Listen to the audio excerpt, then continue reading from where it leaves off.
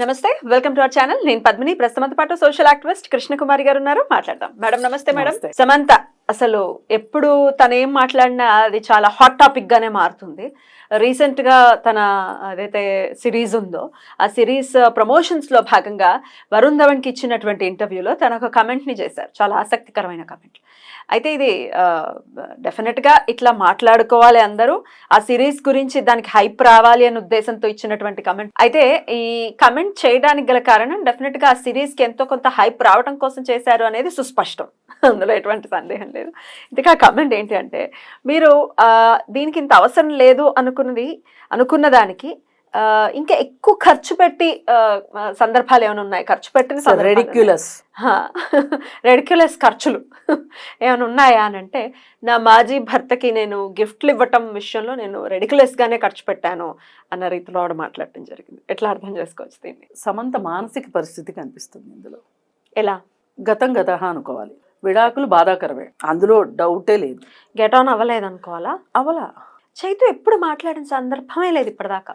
అదే మరి నేను డే 1లో చెప్పిన ఇంటర్వ్యూ, వాళ్ళ విడాకులు వార్త బయటకు వచ్చిన రోజు చెప్పిన విషయం ఏంటంటే, నాగ చైతన్య ఇంట్రావర్ట్, సమంత ఎక్స్ట్రావర్ట్.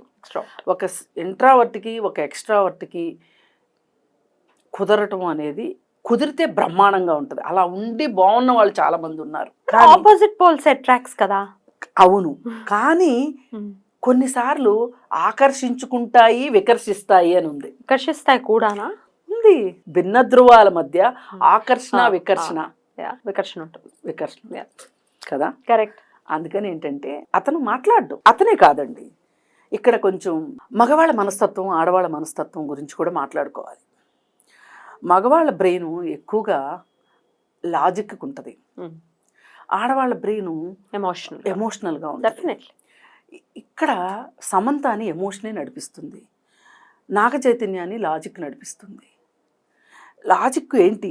బాగుంటుంది అనుకుని పెళ్లి చేసుకున్నాం, సంతోషంగా ఉన్నన్నాళ్ళు ఉన్నాం, పడలేదు, విడిపోయాం, నాకు ఒక జీవితం నాకుంది.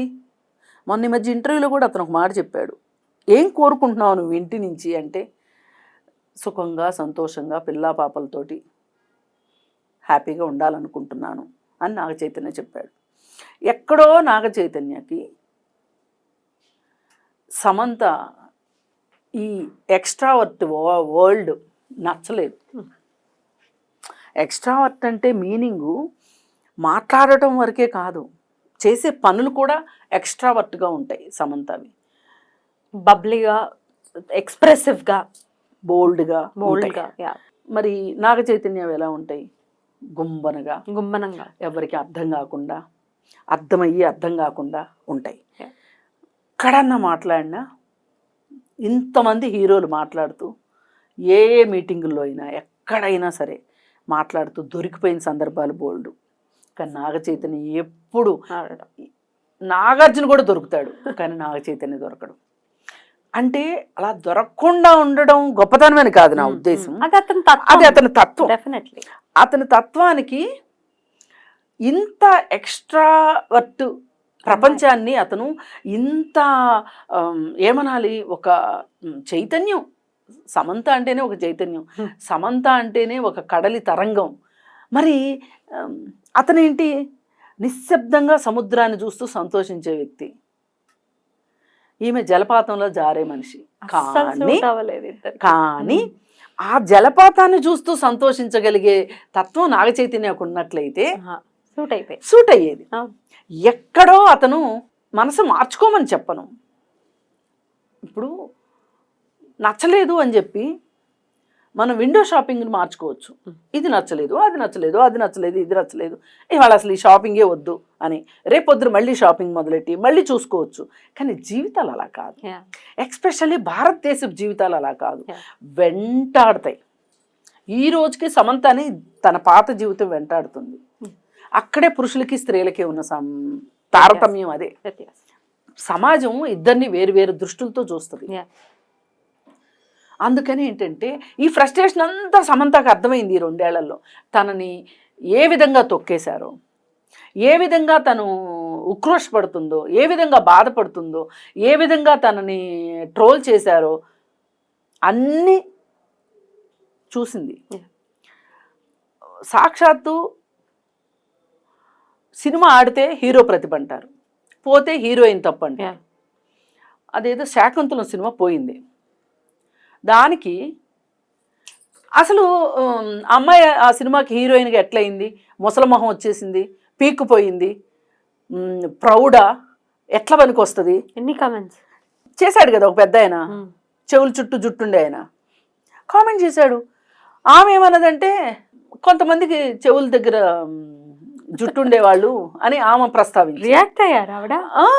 రియాక్ట్ అయితే ఈయన ఇంకా చండాలంగా రియాక్ట్ అయ్యాడు. ఏంటంటే టెస్టోస్టెరాన్ ఎక్కువ ఉన్న వాళ్ళకి జుట్టు ఎక్కువ ఉంటుందంట అన్నట్లు ఆమె కామెంట్ పెట్టింది. అసలు నాకు చెవుల్లో ఏంటి చాలా చోట్ల ఉన్నాయి, వచ్చి కావాలంటే చూసుకోవచ్చు అన్నాడు. వినడానికి అసహ్యంకరం. ఇది ఎలా ఉందంటే అసిద్ధ మీద రాయేసినట్లే. డెఫినెట్లీ. అందుకని అదే సమంత గనక నాగార్జున కోడలుగా నాగ చైతన్య భారీగా ఉండుంటే ఆ సినిమా పోతే కామెంట్ చేయరు, ఆ పెద్ద ఆయన ఈ కామెంట్ చేయగలిగేవాడా? అప్పుడు తెలిసి వస్తుందండి, అప్పుడు తెలిసి రావాలని అనట్లా, ప్రపంచం అప్పుడు అర్థమవుతుంది. ఒక విడాకులు తీసుకున్న భార్యకి ప్రపంచం అప్పుడు కొత్తగా కనిపిస్తుంది. అప్పటిదాకా రంగురంగుల ప్రపంచం, ఇంద్రధనుసులా కనిపించిన ప్రపంచం అప్పుడు అసలైన ప్రపంచం బయటకు వస్తుంది, కనిపిస్తుంది, రంగులు చూపిస్తుంది. దీంతో సర్దుకుపోయి ముడుచుకుపోయి ఎక్కడికైనా పారిపోయి లేదంటే ఆత్మహత్య చేసుకుని ముగించుకుంటారు జీవితాలు కొంతమంది రెట్టించిన ఉత్సాహంతో, ధిక్కార స్వరంతో, అంతకంటే ఎక్కువగా పేట్రేగిపోవటం అని నేను అనను కానీ ప్రజ్వలిస్తూ ఉంటారు. ఇప్పుడు సమంత ఆ దశలో ఉంది. తన ధిక్కార స్వరాన్ని వినిపిస్తుంది. ఎలా? తన స్కిన్ షో ద్వారా, ఇలాంటి మాటల ద్వారా, ఆమె అనారోగ్యం ద్వారా, నేను అనారోగ్యంగా ఉన్నానని ప్రపంచానికి చెప్పటం ద్వారా, ఇలా అన్ని రకాలుగా తను ప్రపంచం ముందుకి తనను ప్రొజెక్ట్ చేసుకోవటం ఎలా ఉంది అంటే ఒక ధిక్కార స్వరం కనిపిస్తుంది. ఈ ధిక్కార స్వరము ధైర్యం నుంచి వస్తే, స్థైర్యం నుంచి వస్తే, తెలివి నుంచి వస్తే సంతోషం. కానీ తన నిస్సహాయత నుంచి ఈ ధిక్కార స్వరం వచ్చింది. అందుకే ఆ ధిక్కార స్వరాన్ని తను ఇలా చూపిస్తుంది. మీరు చూడండి, కొంతమంది ఆడపిల్లలు కావచ్చు, మగపిల్లలు కావచ్చు, ఇవాళ రకరకాల ఫ్యాషన్గా తలలకి కటింగ్ చేయిస్తున్నారు. కటింగ్ మొత్తం చుట్టూ అంతా తీసేయించి ఇక్కడే ఉంచుతున్నారు. ఆడపిల్లలు సగం గుండు చేయించుకుంటున్నారు. అలాగే ఒక పక్క ఒక కలరు, ఇంకొక పక్క ఇంకొక కలర్. ఇవన్నీ ధిక్కార స్వరాలు. పాశ్చాత్య కల్చర్ ని ఇది చేసుకుంటున్నారు కాదా? అది కాదండి, ధిక్కార స్వరం. ధిక్కార స్వరం వాళ్ళకి ఎక్కడో అశాంతి ఉంది, ఎక్కడో మనం తట్టుకోలేని బడబానలు ఉంది వాళ్ళ మనసులో. వాళ్ళని ఒప్పించుకోలేరు, పక్క వాళ్ళని ఒప్పించలేరు, పక్క వాళ్ళు చెప్పిన దాన్ని వినలేరు. నేను ఒప్పుకోవట్లేదని చెప్పరు. నర్మగర్భంగా చేసే పనులు ఇవన్నీ. ఇది సమంజసమా కాదా?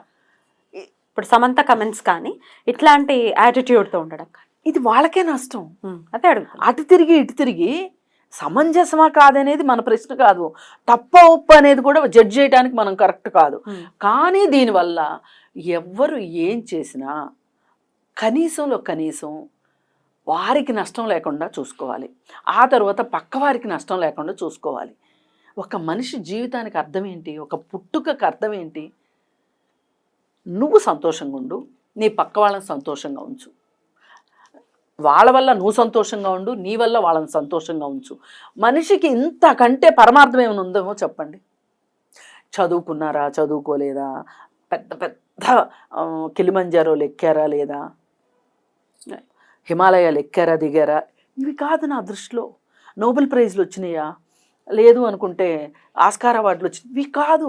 ముందు నీతో నువ్వు సంతోషంగా ఉన్నావా లేదా, నీకు నువ్వు చేసే పనులకు నువ్వు సమాధానం చెప్పుకోగలుగుతున్నావా లేదా, నీ బాడీ నీకు నచ్చుతుందా లేదా, నీ ఆలోచనలు నీకు నచ్చుతున్నాయా లేదా, నువ్వు తినే తిండి విధానం నీకు నచ్చుతుందా లేదా, వేసుకునే బట్టలు నచ్చుతున్నాయా లేదా, నువ్వు నీ కోసం ఉంటున్నావా, పక్క వాళ్ళ కోసం ఉంటున్నావా. ఇవన్నీ కూడా ఒక మనిషి సంతోషంగా ఉన్నాడు కంఫర్టబుల్గా ఉన్నాడు అనటానికి నిదర్శనాలు. Right. వీటిల్లో ఇప్పుడు నేను చెప్పిన వాటిల్లో ఎన్నిట్లో సమంత హ్యాపీగా ఉందని మీరు అనుకుంటున్నారు మీరే ఆలోచించండి. Right. చూసే వాళ్ళకి కూడా అది అర్థమైపోతుంది.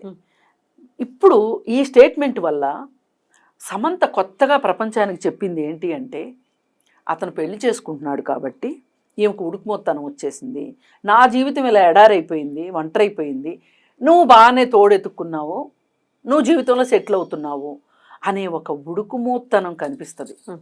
ఇది ఒక దృఢమైన మనస్తత్వం ఉన్నవాళ్ళు వెలిబుచ్చాల్సిన భావోద్వేగం కాదు.